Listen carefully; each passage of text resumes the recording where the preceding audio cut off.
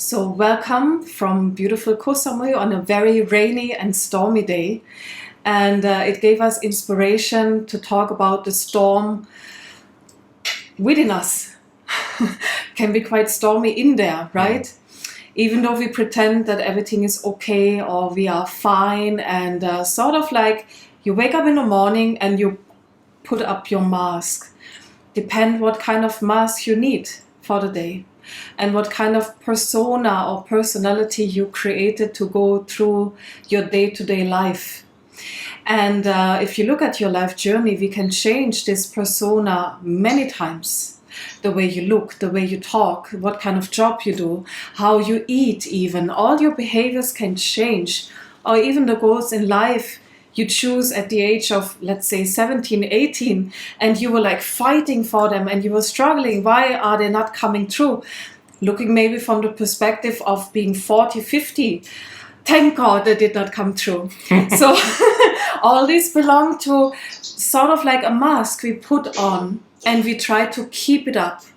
And for example, if you are in a very high position in business, of course, you need to be very tough. You need to be high performance.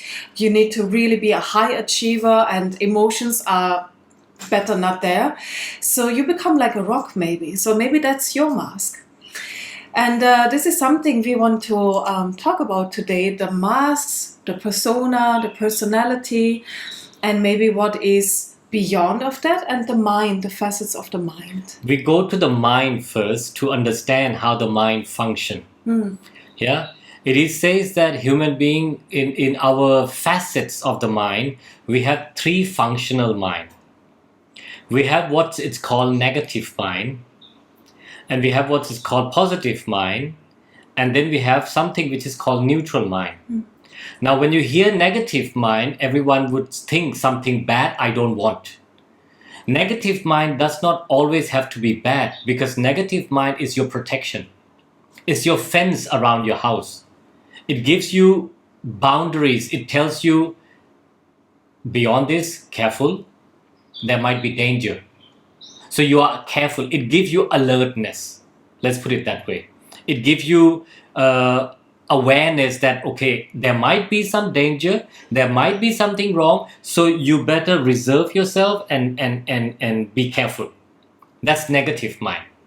Yeah? Positive mind sees opportunity. If I do this, this much, this would come, and this much I would get, and that would happen. And the positive mind is expansiveness. It's outward going. Now, in order to function in a very aware or conscious way, we need to bring in this neutral mind. And we can even see the universe is reflected within these qualities of the mind, because the universe functions with the same patterns of expansiveness, opportunities, and to construct, like to shrink, to stop. Contractiveness, yeah, my English sometimes gets bad. So it goes always in between of expansion and coming back. So the negative mind actually is created simply to warn you when there's a real danger. If it is in balance, perfect. For many of us, if you suffer from experience in your childhood which were maybe traumatizing in any kind of sense, not even the big topics, what we call trauma, maybe minor experience, but you perceived it as a shock, as a trauma, then the negative mind might get out of its normal function, which means it sees danger everywhere. And it can even go into that length that it creates phobia or anxiety or panic attack, because it gets completely out of normal function. And you will have this voice always in your mind telling you, oh my God, if I do this, this might happen. What does the other person think about me? For sure something bad. Oh, I'm not good enough here. So it limits you. It limits you living your life, basically, or living your full potential, because fear will always limit us. And fear also creates anger or hatred, separation, because I see me, and the world outside becomes like an enemy. So it takes over us. And like you said, the positive mind, we might always hear, oh, you have to think positive. Yeah, easy said. But you see, the positive mind actually is enhancing the negative mind once it is out of normal function. The positive mind will bring examples from your past and enhance the negative mind and convince him, yes, you're right. You remember back then? It happened to us also, so it will happen again. So these two take over control of your life and your decisions. And you're like sitting in between and you're just dragged by both of them. But it is not you. It is not your true self anymore. Your neutral mind connected with your heart and your intuition. You're just based on emotion, energy in movement, emotion, which is not feelings. Feelings are connected to your heart and to your intuition. They are connected to something higher. Emotion are impermanent. They come and they go and they drag you here, drag you there. Sometimes you're happy, at the other moment you are angry, whatever. So these are emotion. They come and they go. Feelings go deeper, beyond, and still belongs to your physical existence.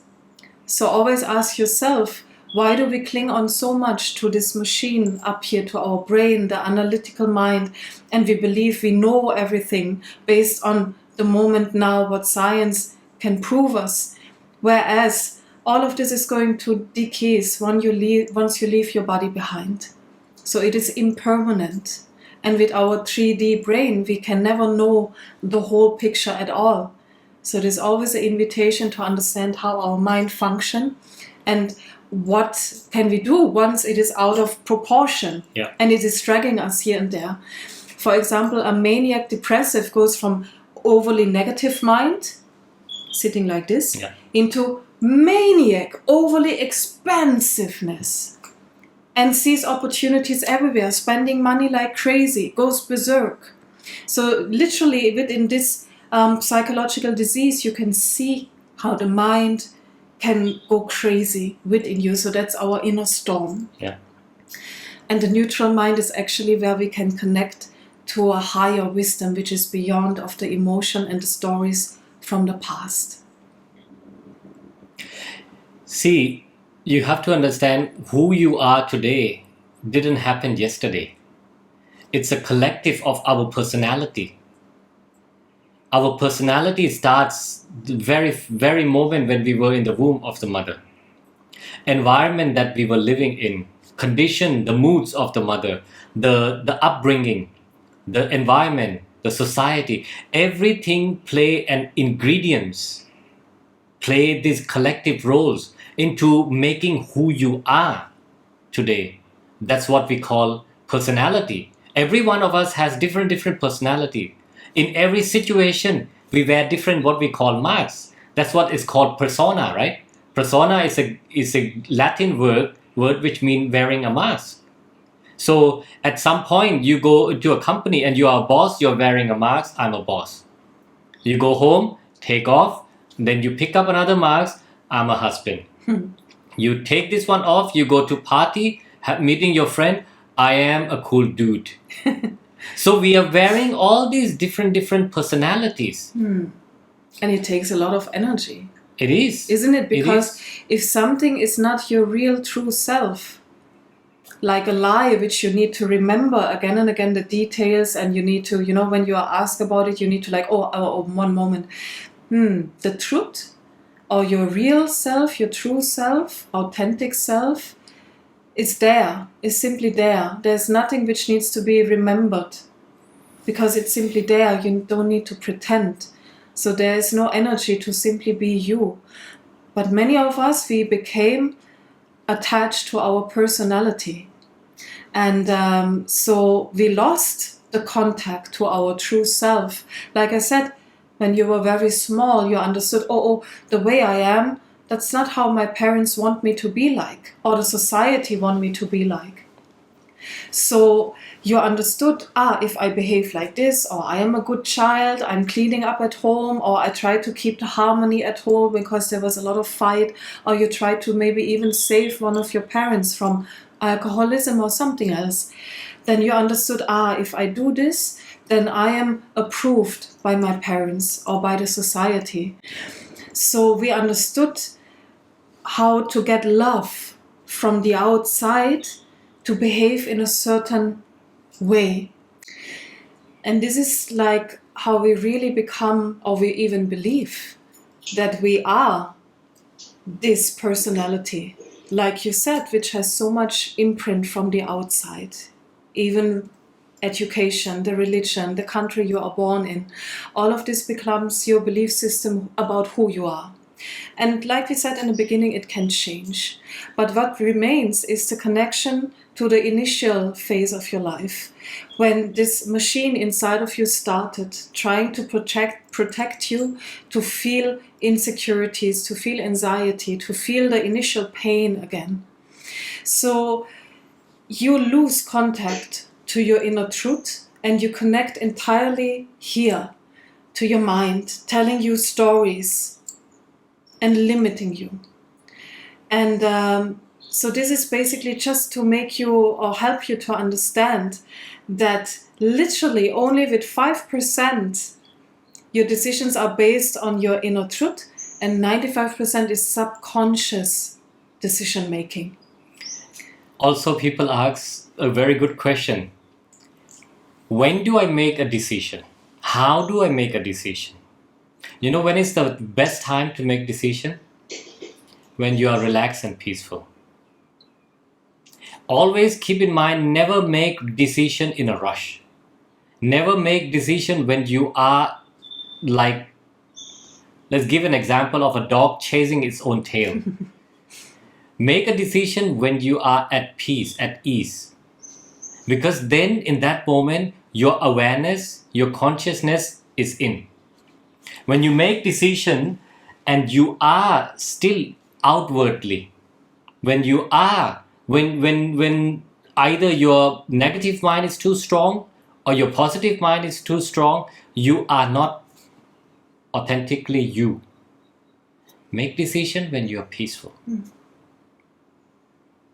Don't rush. Buy yourself time. If you can say, I will make this decision when I'm peaceful. And this moment you can find actually when you sit down to meditate, because this is actually the moment of truth, where nothing else is needed. No masks are needed. You don't need to look in a certain way. You don't need to behave in a certain way. It's just come here, connect with here, feel yourself. And to release the nervous system from the stress of the day and all what you've experienced, it's always recommended to release the nervous system by doing some movements before. For example, Kundalini Yoga is a powerful tool because it works on your glandular system, it works on the nervous system, and it connects you to your pineal and pituitary gland. So you can really enter your inner space and you can leave the Maya, the illusion, the world outside, and you can calm down your mind. Many people misunderstand meditation to eradicate the thoughts. Is impossible, because your mind is built to produce 1,000 thoughts within a blink of an eye. And so this happens. It simply happens because that's the job of the mind. Accept what it is. It's a crazy monkey jumping here and there. So you simply learn to observe this machine functioning. And there is a moment within inhalation and exhalation, there's a tiny little glimpse of time where the mind stops. So if you work on your breath and you learn to control the breath, sooner or later you will find this little gap in between expands, and there's a shunya, there's an emptiness, where you simply observe what's happening inside of you.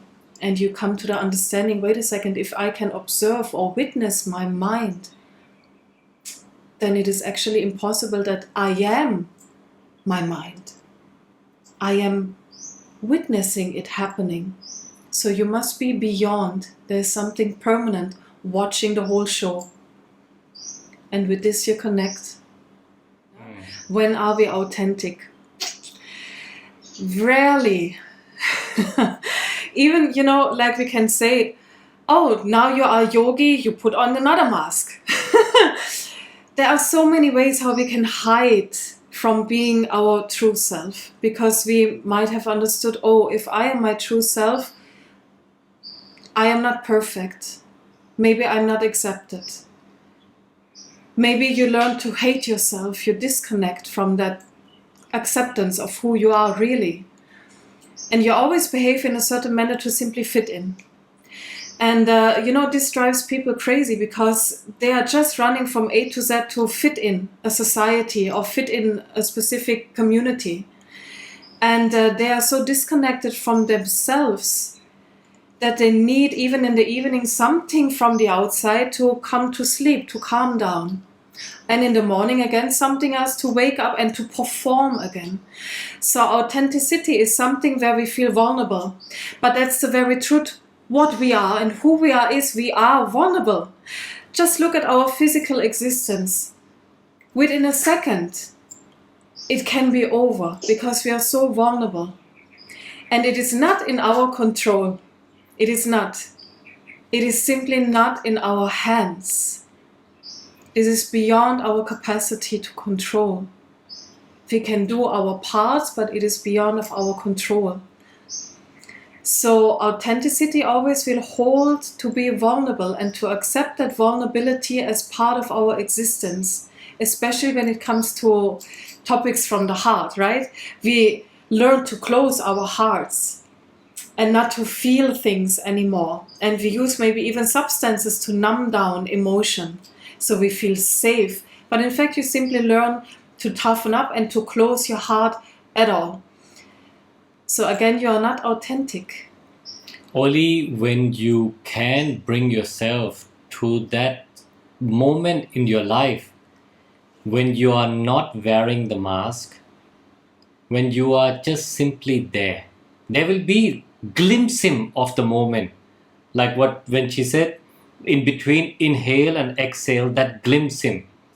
If you can touch to feel that glimpsing, the moment you are not wearing mask and you are what you are, you touch what we call authenticity. You touch what we call your true self. We do have it, but it rarely comes. Why? Because other things around us, the illusion, the Maya, is so strong that it pulls us away from our authenticity. So the moment you drop your mask, you are what you are. You are there, you are not worried, you are not concerned, you are not afraid, you are not outwardly. It is like when someone asks, how do I meditate?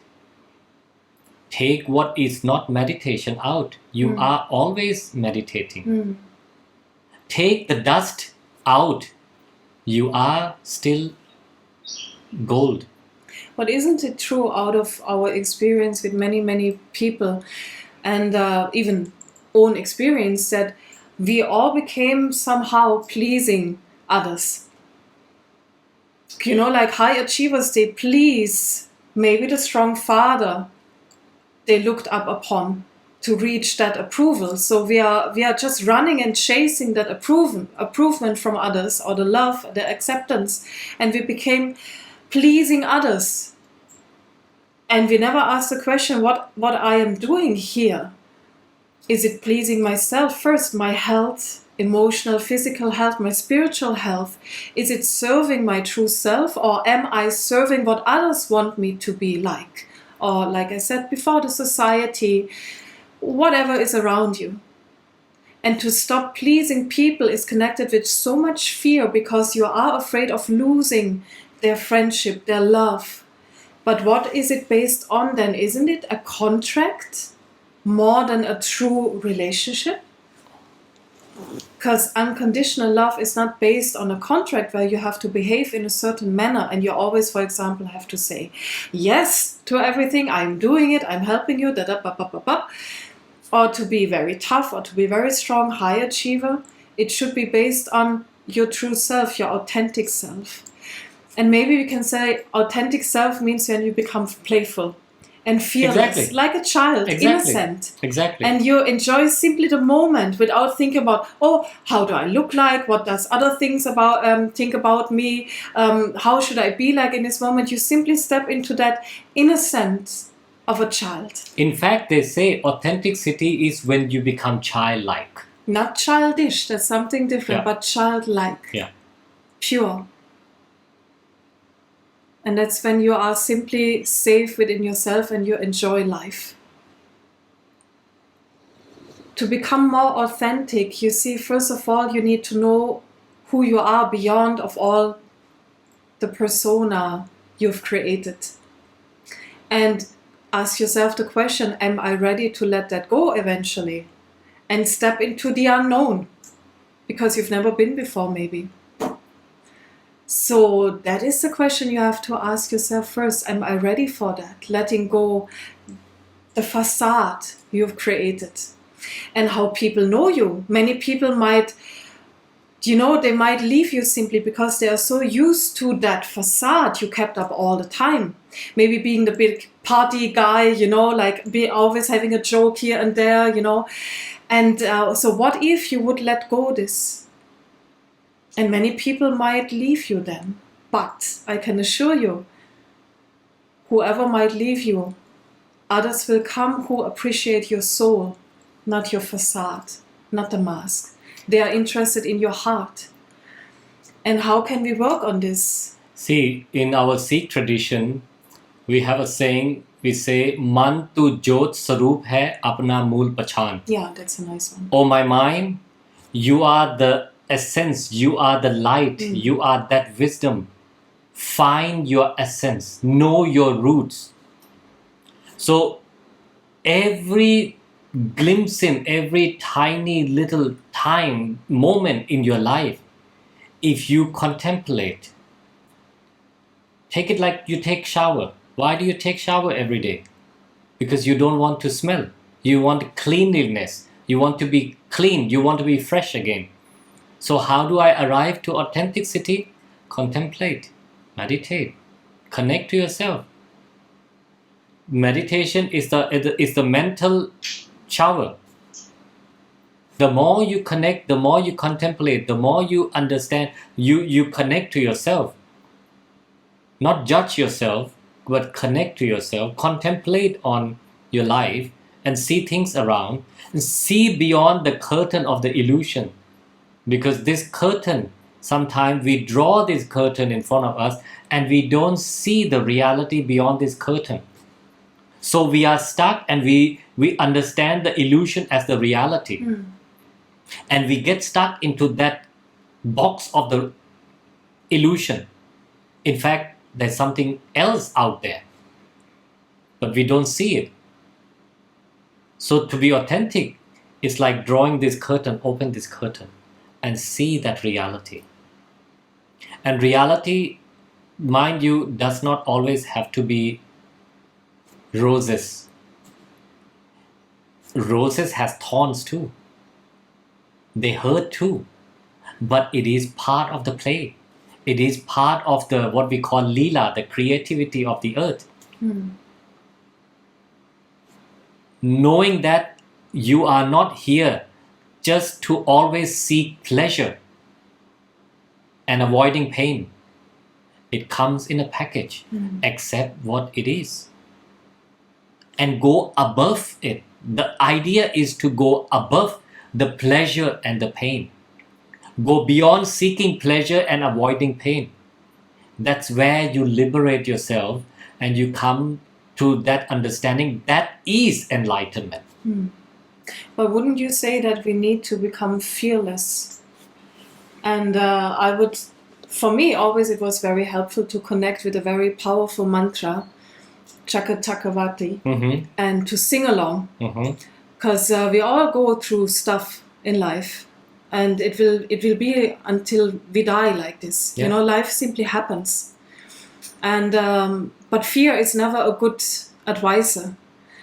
But fearlessness creates expansion, and still you can see where there's a real danger to, avoid that. Of course, it's not meant that you simply jump from the cliff if it's not wise to do so. But a mantra can really help you to go through these precarious times where maybe the mind is not a good advisor anymore. And you need to connect to something which connects you to the Naad, to the highest frequency. Naad is like the sound of the universe. And we can use these techniques with the mantras to sing along or to even listen to them. And your tongue is moving in your mouth and touching this acupuncture point around the teeth and connects to your pituitary and pineal gland. It creates certain kind of hormones which are balancing you. And it creates an inner calmness.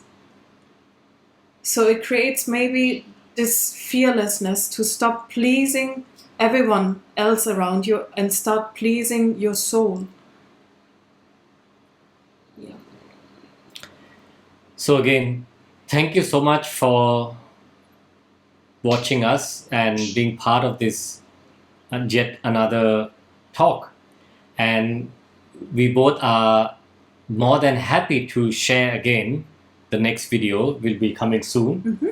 So until then, we wish you a wonderful, beautiful, blissful day. Stay awake and meditate. Lots of love from both of us. Thank you so much. Thank you. Thank you.